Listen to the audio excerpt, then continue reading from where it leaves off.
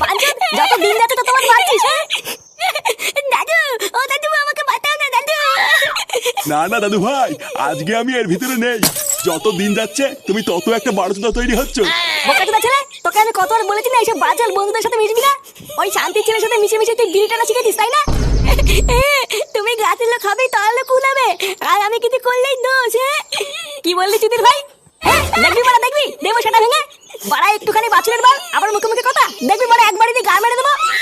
থাক, আর দাদু ভাইকে মারিস না। দাদু ভাই আজকের পর থেকে আর কারোর সাথে মিশবে না, তাই না দাদু ভাই?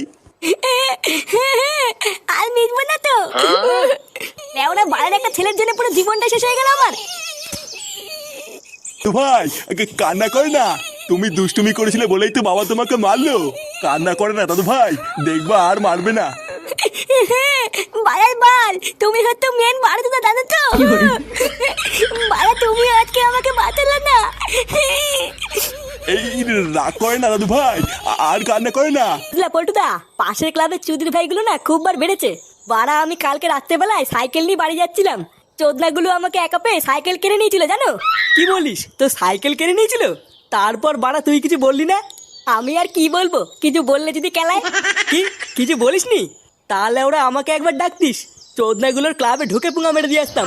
আর বলো না, অনেক রাত হয়ে গেছিল বলে আমি আর কাউকে কিছু বলিনি। ঢ্যামনাগুলো পুজোর আগে একটা ঝামেলা করতে চাইছে। দাঁড়া একবার বাগে পাই।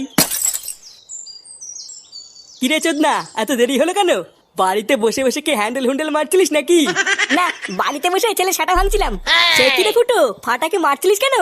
আর বলিস না, সেগম মায়েরটা যা জ্বালাচ্ছে না। লেওরা প্রতিদিন কেউ না কেউ বাড়ির উপরে এসে ওর নামে নালিশ করে যাচ্ছে। ভোদার বাল দিয়েছি আর কি সাটা ভেঙে। ঠিকই আছে, তোর ছেলে তোর মতনই বারোচোদা হয়েছে।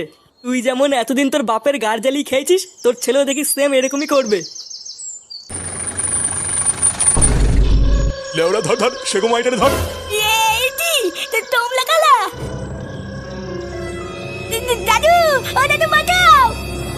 থার থার থার দিলে থার, মাথা চমকে দাদু। এ কি বাবা, তুমি বাইরে দিয়ে ঘোরাঘুরি করছো কেন? আর বলো না বৌমা, দাদু ভাই সেই যে আইসক্রিম আনতে গেল, এতক্ষণ হয়ে গেল এখনো তো আসলো না।